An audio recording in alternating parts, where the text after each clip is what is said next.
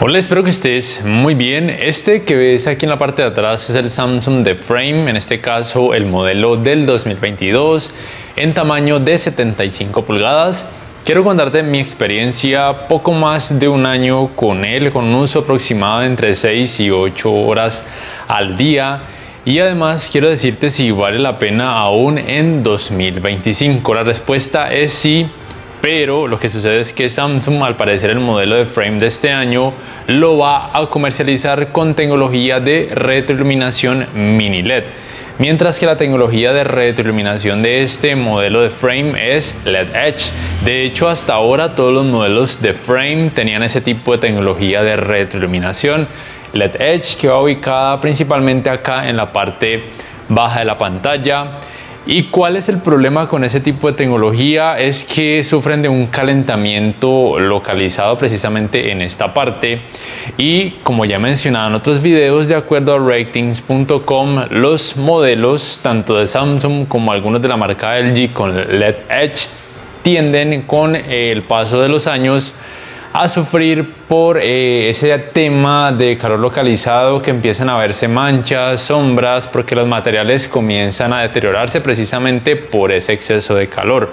Por lo cual, si tienes uno de los modelos de Frame, o si piensas comprar un modelo de Frame 2024, 2023, 2022, lo recomendado sería lo que yo, por ejemplo, hago y que también recomiendo, y es bajarle a la cantidad de brillo. En este caso, lo que yo hago es bajarle a la cantidad de brillo prácticamente a la mitad o casi a la mitad.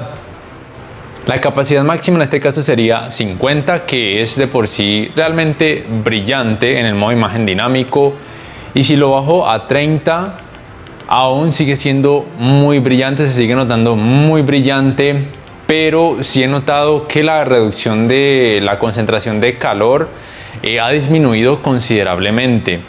Con ese televisor, algunos ya saben que tuve un problema, y es que más o menos al mes y medio de uso le salió una línea en esta parte de su pantalla LCD. Por cierto, la pantalla obviamente es LCD.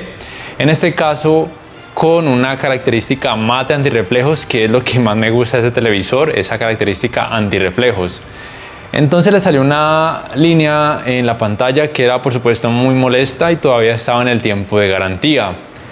¿Cuál fue la posible causa de acuerdo al técnico de Samsung que me atendió? Bueno, eran dos posibles causas. Una de ellas era que en el almacén donde lo tenían guardado, digamos que el almacenamiento como tal del televisor no era el mejor. Probablemente él me decía que a veces sucedía cuando le colocaban otras cajas encima muy pesadas, y que probablemente eso hacía que la pantalla sufriera mucho y que pudiera presentar ese tipo de problemas. Sin embargo, él me decía que, de ser así el caso, esa línea tendría que haber aparecido casi que inmediato al haberse encendido el televisor por primera vez, y eso no sucedió.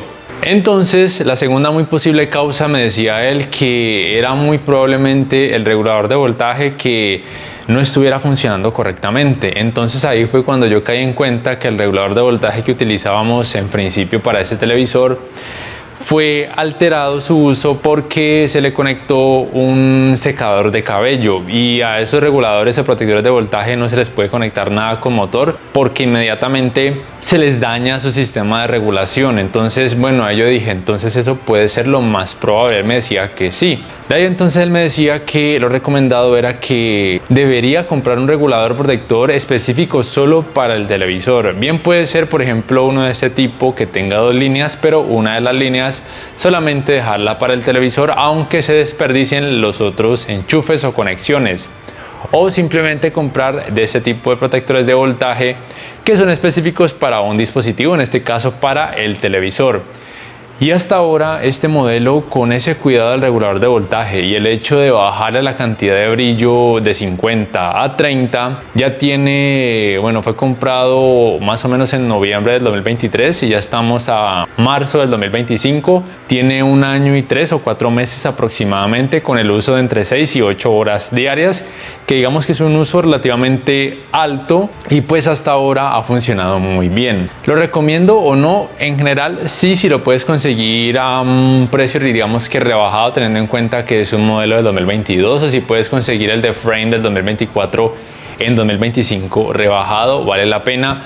pero obviamente no es perfecto. En escenas oscuras no hace un mal trabajo, pero digamos que se queda un poquito corto para aquellos que seamos exigentes. Digamos que yo soy muy exigente en esa área y con este modelo digamos que me siento bien, pero a veces quisiera más profundidad en los colores negros, y es verdad que a veces con el alto rango dinámico en escenas oscuras se pueden percibir leves, pero muy leves resplandores de luz que a veces son un poco notorios, otras veces no tanto, por lo cual si buscas perfección o casi perfección en escenas oscuras y una pantalla mate antirreflejos, entonces espérate al The Frame de este año, que de acuerdo a Samsung tendrá tecnología de retroiluminación mini LED, siguiendo pues el alineamiento de su pantalla mate antirreflejos, o por supuesto estará la opción QD OLED S95 en caso de que en tu país la puedas conseguir, que sería un OLED con pantalla mate antirreflejos. Por cierto, en cuanto a lo que tuvo que ver con la garantía de este modelo por la línea mencionada que le apareció en la pantalla, lo que hizo Samsung fue cambiar como tal toda la pantalla, es decir, no la parte electrónica, porque pues eso no estaba en mal funcionamiento, simplemente ellos piden una pantalla, viene el técnico, desarma el televisor averiado, quita la parte electrónica y se la coloca a la nueva pantalla, así de simple. Y como te digo, hasta ahora ha funcionado por 1 año y 4 meses aproximadamente, con un uso digamos que relativamente alto. Como tal, sí recomiendo este televisor, a mí me ha gustado mucho, aquí nos ha gustado mucho, es muy completo, no es perfecto, pero si lo puedes conseguir, como he dicho, rebajado, adelante, es una muy buena alternativa, especialmente si te gusta mucho la marca Samsung.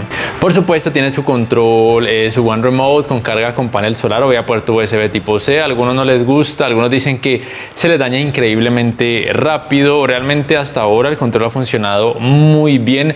También quiero decirte que el técnico nos decía que lo más recomendado es cargarlo con la luz solar o la luz de los bombillos eléctricos, pero si se decidía utilizar el conector USB-C, era recomendado no utilizar un cargador de celular, especialmente uno que sea de carga rápida. No se debería utilizar porque de pronto es mucha potencia para el control y podría con el paso del tiempo dañar su batería interna, por lo cual en ese caso él me decía que lo más recomendado era, o bien si tenías por ejemplo la One Connect, que obviamente el The Frame viene con la One Connect, conectar un cable USB a la One Connect y ese por medio tipo C conectarlo obviamente al One Remote, o por ejemplo algunos reguladores de voltaje como ese que tiene conexiones USB de un voltaje digamos que no muy alto, pero suficiente para uno de estos controles, o por ejemplo a una computadora, conectarlo al puerto USB y luego conectarlo obviamente al One Remote, es decir, evitar todo tipo de cargadores